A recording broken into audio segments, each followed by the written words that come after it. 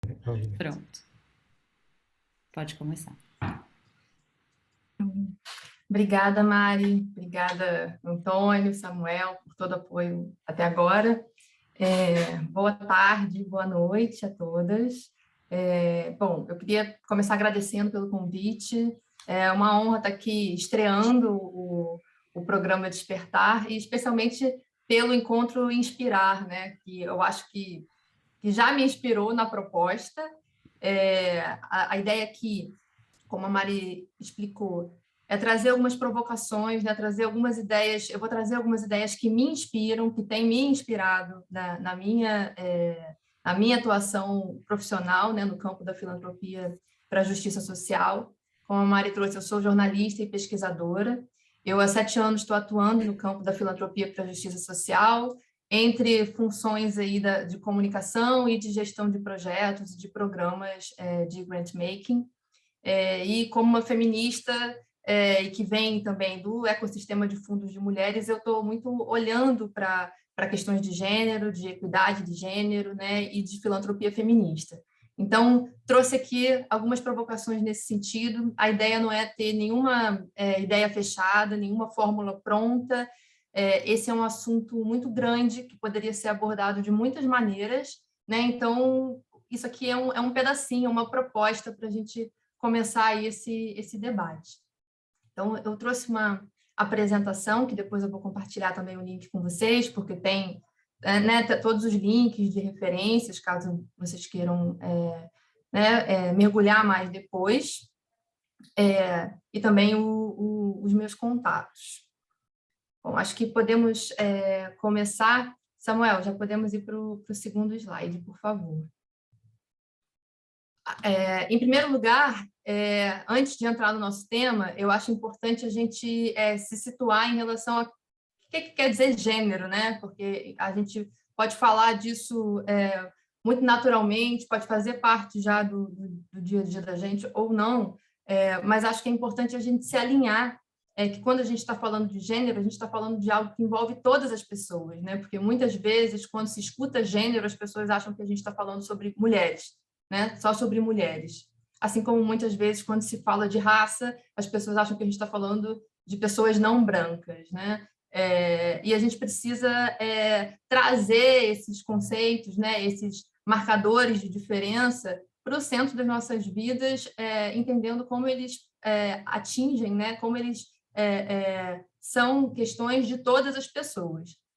Então, queria alinhar aqui esse nosso entendimento, né, de que o gênero é uma construção social que se revela num conjunto de expectativas, papéis, gestos, posturas e comportamentos e que se impõe a todas as pessoas, né? Então, o que a gente entende por masculino e por feminino são construções sociais e culturais complexas, né? E embora se apresentem como identidades fixas e coerentes, né, como conjuntos fechados do que pode ser a identidade de uma pessoa, eles são, na verdade, performances, né? A Judith Butler fala muito do gênero como performance, como efeito de várias práticas, de vários discursos que todos nós somos responsáveis por reiterar cotidianamente, né? Assim que o gênero se constrói, se reproduz, e dentro da nossa cultura a gente faz isso seguindo uma visão binária e excludente, né? Como se feminino e masculino fossem dois polos binários separados que se excluem. E nesse sentido, o gênero determina o acesso a oportunidades, a recursos, né? O acesso a direitos, assim como outros marcadores de diferença também. Uma coisa importante para a gente é adotar sempre essa leitura, essa visão interseccional, né? Interseccionalidade também é uma palavra que faz cada vez mais parte do cotidiano, mas nem sempre a gente está tão apropriado, né? E quando a gente fala de interseccionalidade, a gente está falando dessa interação constante, né? Essa articulação entre os diferentes marcadores de diferença social, né? Então, o gênero não caminha sozinho, ele está sempre acompanhado de questões de raça, classe, orientação sexual, território, idade, deficiências, né? E a gente poderia aqui pensar em várias outras, né? Que articuladas determinam a localização das pessoas na sociedade, né? Como a gente categoriza, discrimina e regula o acesso a direitos, privilégios e a poder. Podemos ir adiante, Samuel, por favor. Bom, dito isso, né, que gênero vai muito além de pensar sobre as mulheres, a gente entra na nossa pergunta, né, motivadora aí do dia, que é se cultura de doação tem gênero e como é que o gênero se articula com a prática de doação. E aí, apesar do gênero não ser só sobre mulheres, a maior parte das reflexões que se tem, a maior parte das pesquisas e publicações que se tem tematizando gênero e pensando gênero no campo da doação e da filantropia, está olhando para as mulheres, né? Está olhando, inclusive por conta de uma questão de desigualdade de gênero e necessidade de pautar o lugar das mulheres no campo filantrópico, tanto como doadoras quanto como donatárias, assim como pautar a importância, né, da lente de gênero e de uma leitura interseccional em todos os nossos, em todas as nossas iniciativas, projetos, né, na nossa forma de construir processos e práticas mais equânimes e que cheguem mais perto, né, de promover a justiça social que a gente quer. E aí eu trouxe aí, por exemplo, esse dado da pesquisa Doação Brasil, que destaca que as mulheres costumam ser mais doadoras do que os homens, né? Então a gente também sabe isso para o Brasil, mas a gente tem muitos dados, por exemplo, sobre os Estados Unidos. Esse exemplo que eu trouxe aí é do último relatório Women Give, focado em justiça racial, realizado pelo Women's Philanthropy Institute, que se dedica a pensar o lugar das mulheres na doação, né? E aí a gente sabe, por exemplo, que nos Estados Unidos, mulheres solteiras, famílias negras, famílias LGBTQ+, e famílias mais jovens demonstraram maiores níveis de apoio aos protestos por justiça racial em 2020 e também foram mais propensas a doar dinheiro para apoiar organizações de justiça racial nos Estados Unidos. Podemos... Obrigada, Samuel. E aí, esse é eu peço desculpas pela imagem estar em inglês, mas é uma imagem do próprio Women's Philanthropy Institute, que é ligado a essa Lilly Family School of Philanthropy, dessa série Women Give, né, que existe desde 2010. Desde 2010, eles publicam relatórios, pesquisas e relatórios anuais sobre mulheres e filantropia e sobre de que forma questões de gênero afetam decisões de doação, afetam as formas de doar, porque eles partem dessa premissa que é baseada em dados, né, em evidências, em diversas pesquisas, que mostram que a riqueza das mulheres, né, vem aumentando nos últimos 50 anos, independente de geração ou classe, nível de renda, as mulheres tendem a doar mais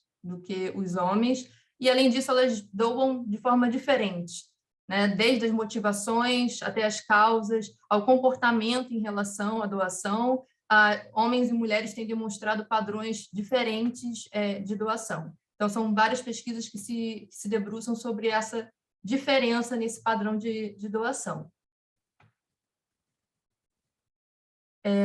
Bom, e aí toda essa maior presença, né, das mulheres na filantropia também leva a gente a discutir qual é o potencial de transformação que essa presença e essa forma de doar das mulheres traz para o campo filantrópico, né? O potencial de transformação que essa nova forma de doar traz e como pode inspirar todo o campo filantrópico.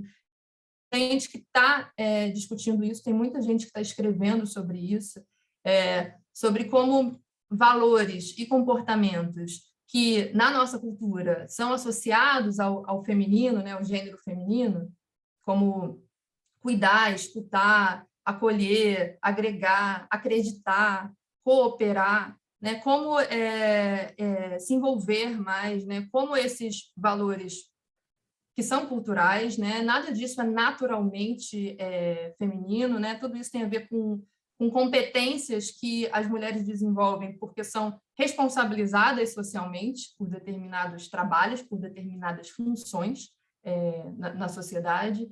De que forma esses valores podem contribuir para a gente repensar a maneira de se fazer filantropia e de se doar, né? Eu destaquei aí 2 trechos, um da Rosa Madeira, que é de uma organização chamada Empathy, do Chile, em que ela diz que a filantropia feminina é uma nova forma de organização muito mais solidária e corresponsável. As mulheres geralmente são mais propensas a doar do que os homens e suas motivações são baseadas em empatia pelos outros, em vez de interesse próprio. Pesquisas mostram que as mulheres são mais generosas, cooperativas e conectadas aos problemas de seus pares do que os homens. Nesse mesmo caminho, o Mark Greer também escreve que as mulheres tendem a investigar cuidadosamente causas e instituições de caridade antes de investir dinheiro nelas, para ver exatamente do que se trata e qual impacto específico elas podem ter pessoalmente. E elas geralmente preferem fazer doações regulares e de longo prazo.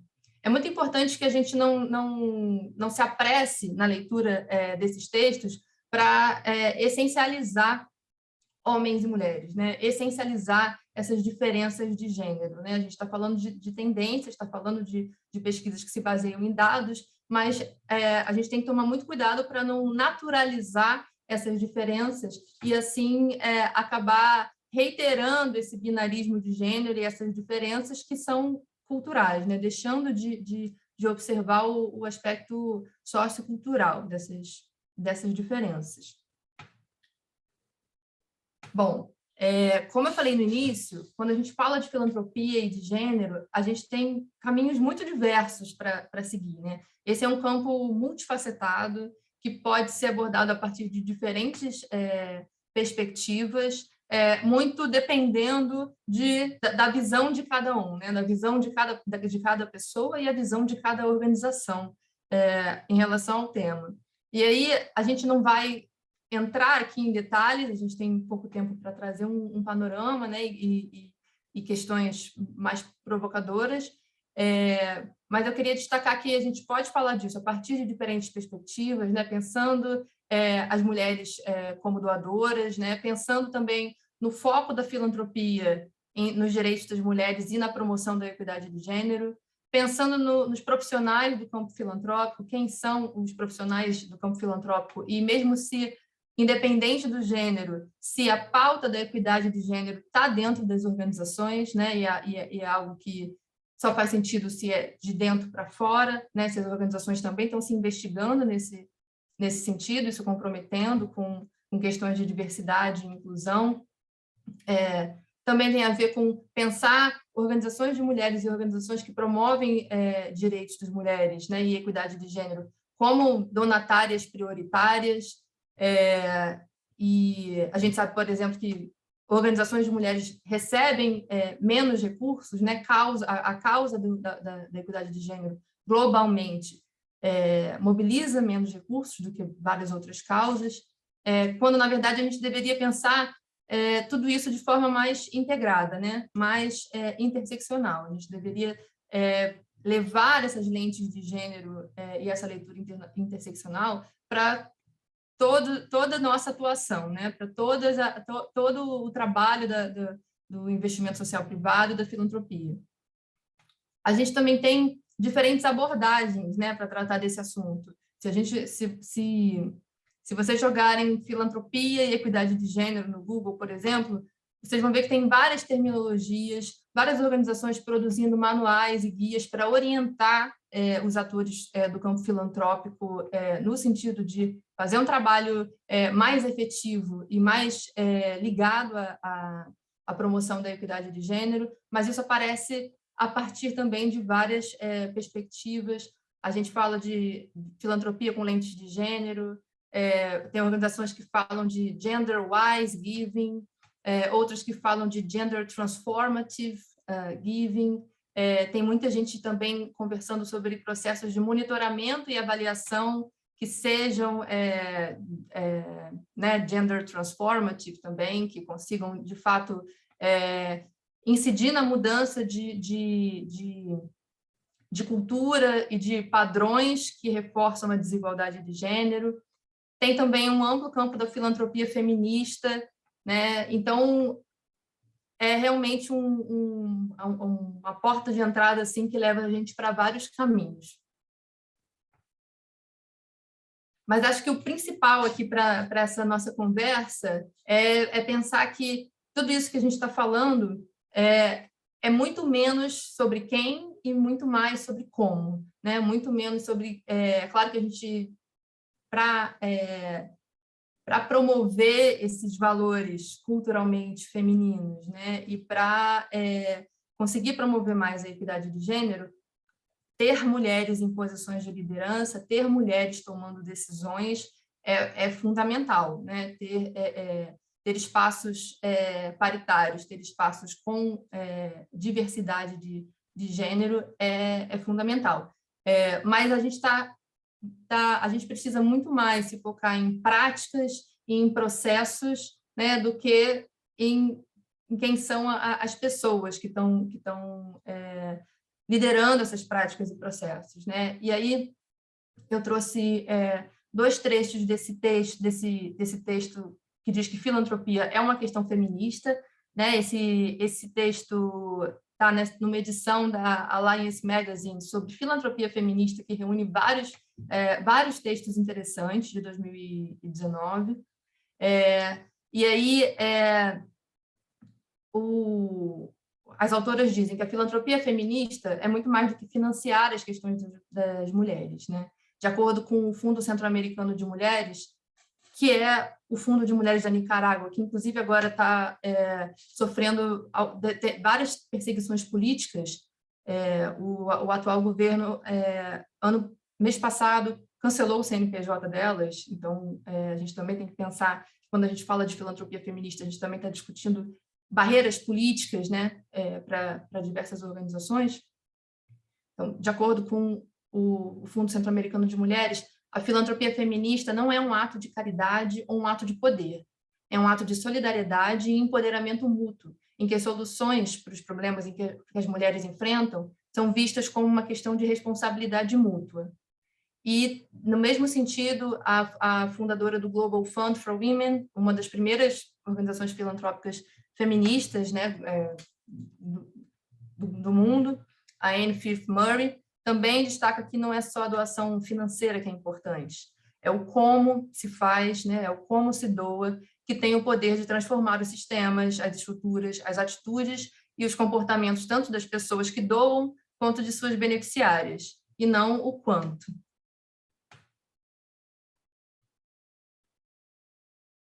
Podemos passar, Samuel.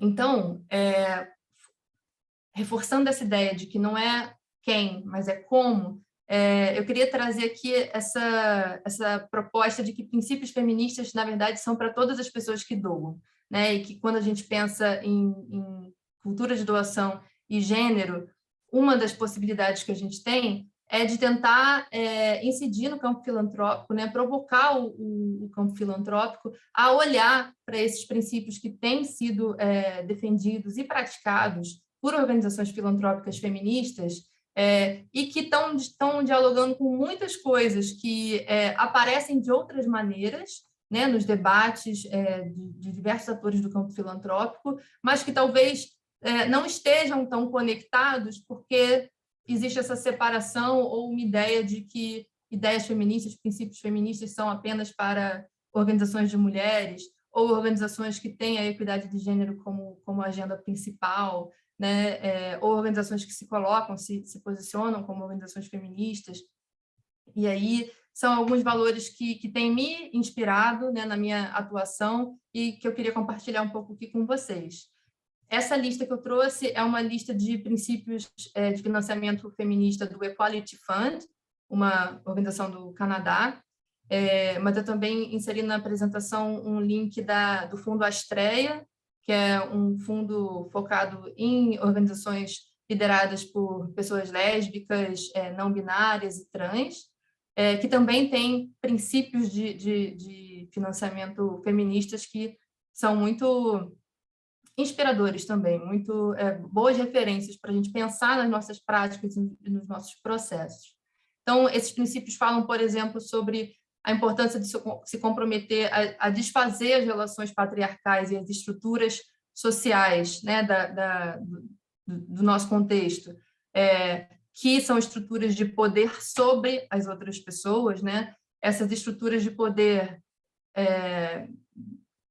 né, coloniais que prejudicam a todas as pessoas, prejudicam especialmente mulheres, meninas, pessoas trans e não binárias. E no caso do Brasil, né, a gente tem sempre que falar, em primeiro lugar, de pessoas negras, indígenas. A gente precisa, independente da gente trabalhar diretamente com esses públicos, a gente precisa se comprometer a desfazer essas estruturas de poder que se baseiam nessa dominação, né, nessa desigualdade de poder e que estão prejudicando a grande parte da população. Né? Esses princípios falam também de decolonizar as nossas práticas, de apoiar e construir movimentos coletivos, seguindo a direção que vem sendo apontada pelas organizações que são lideradas pelas pessoas que elas representam.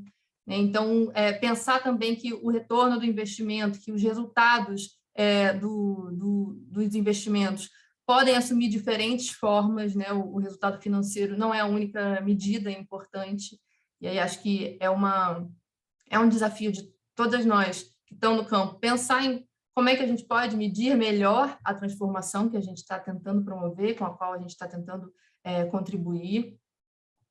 Pode passar, por favor, Samuel. E aí, finalizando esses princípios, né, como eu falei, são do Equality Fund, elas falam também da importância de estar sempre inovando, de estar se abrindo a novas formas de trabalhar, né, de não ter medo da gente ser desafiada, não assumir uma atitude defensiva quando a gente precisa aprender coisas novas, né, e a gente está sempre precisando aprender coisas novas, né, sempre precisando enfrentar problemas duros, né, e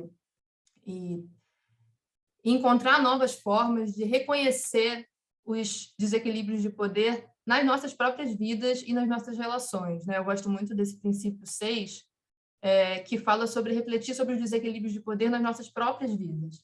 Né? Esses desequilíbrios de poder que são inerentes ao ato de doar e de receber, mas podem ser transformados quando a gente, em primeiro lugar, reconhece esses desequilíbrios e trabalha conscientemente, né, e humildemente para construir relações mais igualitárias.